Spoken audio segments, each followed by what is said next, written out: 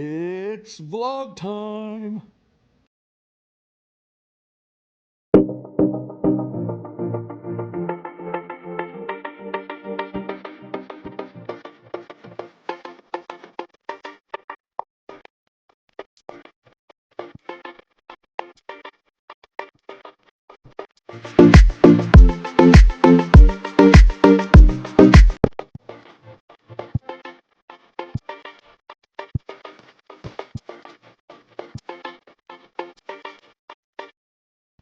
It's vlogging time. Welcome, everybody. Hey, everybody. So I wanted to get the fire in the background. This is just going to be a quick video vlog just to talk about what's coming up this week. I had done the other one once the move was done and everything. But I wanted to talk a little bit about some of the ideas and things that are coming up this week. Still sort of a progress. I want to go out today and try to film something. There's a bunch of Pennsylvania historic markers in the Hershey, Helmstown, Middletown region that I'd like to hit. I'm still doing more research on what's all in the area, if you will, with different historical stuff. I'm trying to pace myself. The big series that we're doing is I talked about the Milton Hershey video, which originally I was planning on doing one video, probably about 35, 45 minutes long. I decided instead I'm going to split it into 3 parts, talking about his beginnings, which would start with like the homestead and go through sort of what, let me get to that page. I can actually see my notes. We have the Pennsylvania historic marker, which we did that yesterday. I want to do something today besides this. I might do another heroine of hometown history. I also do have, I believe, 2 more. I think it's 2 more viewer submitted videos from Colleen that I have. But I want to talk about the schoolhouse that he went to still exists. I actually took some pictures for Instagram with that. And then go into the caramel factory, which was no longer, as far as I know, no longer exists. I'm not going to be making a trip down there for this video just because it's down in Lancaster. I think it's down south of Lancaster. But then I also want to talk about his influences because his parents were highly influential on how he approached life, how he approached business. Pretty cool people. And then Catherine Sweeney, his wife, was also a huge influence on his life, on his philanthropy, also on how he just approached life in general. So that would be part 1 that it would go through. And we have several places that we stopped. Several parts of the video will also be those things where I have pictures of things because a lot of this stuff doesn't exist anymore, unfortunately. So I want to go, like with the historic marker, I have a tendency those videos to not go real in depth unless there's a lot of information available, which there is a lot of information involved with Hershey. But because of me doing this video series, I just sort of wanted to concentrate more on the marker and the homestead, sort of the beginning of his life, that type of stuff. Part 2 is going to concentrate on his life. And that'll start with the town called Hershey, which was named after him. It was originally called Derry and then eventually got called Hershey. But he played a major role, like Henry Ford. They sort of had this idea that new industrialists, the original industrialists like Vanderbilt, Rockefeller, Carnegie, and J.P. Morgan, and there were a slew of others, were pretty... They were business, and they really treated people very poorly. And that was sort of renowned for them treating people in that fashion. Whereas the new industrialists like Ford and Hershey were very different in their approach. They paid a livable wage. They had a normal work week. They didn't take advantage of their workers.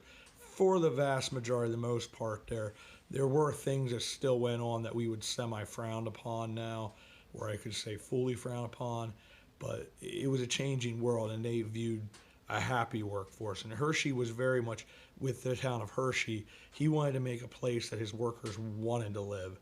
And then he wanted to add in culture entertainment and all those types of things. So it was a pretty cool town. We'll actually go through the town a little bit. Some of these areas where they built those houses for the factory workers specifically, and it just has a very unique, cool look to it. A lot of factory towns, if you will, the houses are pretty chintzy and just not real well made. Whereas these are completely different. Like it's very well made houses, very nice neighborhoods, a lot of Italian neighborhoods. One of my friends from Hershey, her name was Rosemary. She was very proud of her Italian heritage and her father, the home that he built there, and he was a Hershey employee. And it was a thing back then. Like, man, I think you have it to some degree now, but like how work has changed to a degree, and how I think the relationship between corporation and worker is the dynamics completely different because the money is always an important factor, but there was a sense of loyalty back then between the corporation and the worker. So there was a pride, a genuine pride, and just over the years things happened where, you know, buyouts and forced retirements and things like that sort of created bad relationship in that regard. So the relations between corporation and factory, you know, and worker is quite different than it used to be. The dynamics are much different. But he wanted to set something up that was unique. And so we'll go into talking about the factory, how he set it up. It was the largest chocolate factory in the world. Very, very unique. He invested a ton in that place. There are aspects of it, like the towers, that still exist. Some of the stone facade structure that was part of that, I think a lot of that was added on later, not when the factory was first built. Some of that still exists, but the original old factory is gone.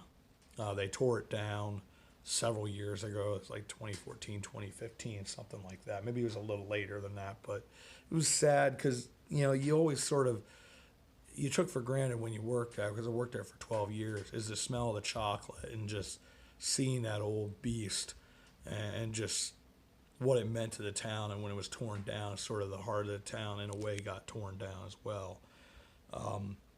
We will talk about then as it goes into the 30s where they had the strike, the sit-down strike. There is a Pennsylvania historic marker for that we'll visit. We'll visit right across the street is the Union headquarters, because they were originally a different a different union, and then they switched over to this baker and confectionery union because the original union they were with sort of had a lot of failed attempts of trying to protect the workers and get them certain rights and those types of things. And then we'll talk about in the 30s, there was a huge building expansion because during the Depression, a lot of people lost their work. Well, Hershey didn't want that. So he invested in the buildings like the Hershey Community Building, which is across the street from where the factory was, and the current building called 19 East Chocolate Factory, or Chocolate building that houses a bunch of their different corporate offices. That is the Hershey Community Building. Hershey Theater is in there. I worked in that building a lot, and it was in all the different areas. There's actually a smaller theater. We'll actually walk across, and I'll talk about some of the stuff in there. There's a swimming pool in there, like I think they had a library in there at one time, but it has sort of a Greek revival style architecture. It is really impressive. Like, I'll try to get some inside pictures of that place for the video just so you can see it. It's still, Hershey Theater operates to today. It's a really cool place. I've been in there, I've been around the place, but I never was in for a show. And it's something I'd like to do at some point because it's a really impressive theater. I'll also talk about, he made Hershey Park, which that might have happened. I think that got started much earlier, but we'll talk about that legacy of his life. He wanted to have a place that his employees could go to and relax, and that was the purpose of Hershey Park. Now Hershey Park is its own venture, and it's been that way for a long time. Really cool place to go. Long wait, but a cool place. It's called the Hershey Trust, which sort of watches over the other aspects of Hershey that have to do with stuff that Milton Hershey started. And then we'll go to his love of Catherine Sweeney. It really was a beautiful love. And, you know, unfortunately, she had a lot of health issues. We'll go into that. and she died very young, and they were never able to have their own children. She wanted them to start a school, Milton Hersheys School. It was originally called the Hershey Industrial School, and it was for orphan boys. Eventually turned into, it was kids that had like different family issues and that type of stuff. It's changed thousands upon thousands of life. It's a phenomenal place, and is a tremendous legacy for him. And then we'll also go into his mansion up on the hill above the factory called High Point Mansion. So we can't actually go on the property because I think that is the current headquarters of Herco or the Hershey. I think it's the Hershey Trust, because Herco is a separate institution that watches over like Chocolate World and Hershey Park and some of the other things in the Hershey area that have to do with that. But it's all sort of, I think it's under, to some degree, under the same roof, if you will. And then part 3, we're going to go through the legacy. The company that holds his name. We'll talk about the town that lives on. It is a really beautiful town. We'll talk about the community building, what that continues to do, the park, obviously Milton Hersheys School. I think that's his greatest legacy. And then we'll end at the cemetery where his memorial and his wife's memorial and his parents are buried there as well. So that's what's coming up this week. There are quite a few historic markers in Middletown, Hummelstown, and Hershey yet that I want to hit. And there's a bunch of other stuff too that I'm going to try to hit along the way. Maybe some cemeteries, some churches, things like that. Some of the normal stuff that we've done before in the channel. So I'm hoping by the end of the week we'll be able to get part 1. And it might be part 1 will be week 1, and then the next week part 2 will come out, and then the following week part 3 will come out. Because these are going to be my most edited and I'm hoping my most professional looking videos to this point, because I really want to do a lot of research, and I really want to do it be a credit to Milton Hershey himself, to his wife, to his legacy, to the town, to the company that I worked for 12 years. So that's what's coming up. There's going to be other stuff, but it is going to still be a process here, like what I can handle, what I can't handle. Definitely feeling way, way better. The voice is almost the whole way back. Still have a little bit of that cough with that lisinopril thing, but that's probably going to be at least a month or 2 until hopefully that's completely gone, hopefully sooner. But I'm being a realist. It just sort of is what it is. So with those issues of breathing and that type of stuff, I do have to be a little careful. I did go out yesterday for the first time. I went out with my friend Josh, and we worked on doing a wax job. Really quite easy of a job. I handled it really, really well. Back was a little sore yesterday. I paid for it a little bit, but overall it went well. So I was happy with that. So I'm hoping to put an application in with a local grocery store, see how that works out. It's like an overnight job. And it sounds like I got a pretty legitimate shot at that Londonderry Village job. I think a bunch of them got COVID too, which in the HR department, which everything got pushed back. So it's sort of anywho, it is what it is. I just wanted to let concerned grandma know. I did contact Buddies, and at some point here, hopefully maybe by the weekend, Cliff and I will get out to Buddies, and I just confirmed so they knew I was coming. And for those cheesesteaks that you bought for us, I say thank you to you once again. I say thank you to everybody that just always is so kind, the continued messages that I get.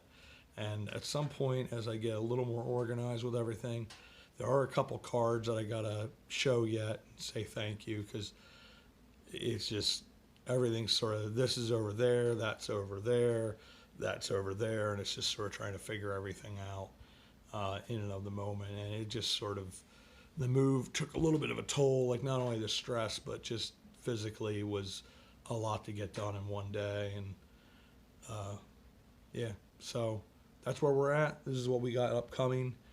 Really looking forward to the Milton Hershey video, because it's going to be pretty intricate and pretty involved. I'd like to do some of these as well, maybe on some other historical figures as well. Milton Hershey first and foremost, just because he's a local legend. But I also like to do one on the guy that started Reese's, because he's actually buried in the same cemetery. He was quite an intriguing guy too, because he had worked for Hershey and then I guess got laid off, and then that's where he went about creating the Reese's Peanut Butter Cup. So he's a pretty cool guy that I'd like to do a video series on. Maybe that'll just be one part, maybe 2 parts. But he was a pretty cool guy as well, and just talk about a bunch of these different individuals. So I'm gonna put this video up, and then this will be the last vlog that doesn't have specialized format. Maybe we will have a specialized format. Who knows? It'll be a surprise. I just got to figure out what I want to do in that regard. But with that, say goodbye to the fire. It's very warm right here. Continues to be enjoyable setting that up. Sometimes I'm not terribly motivated in the middle of the night to get up and do that, so it gets a little chilly, but I get it going again. But all right, cool. Thanks, everybody, and we will see you all about town.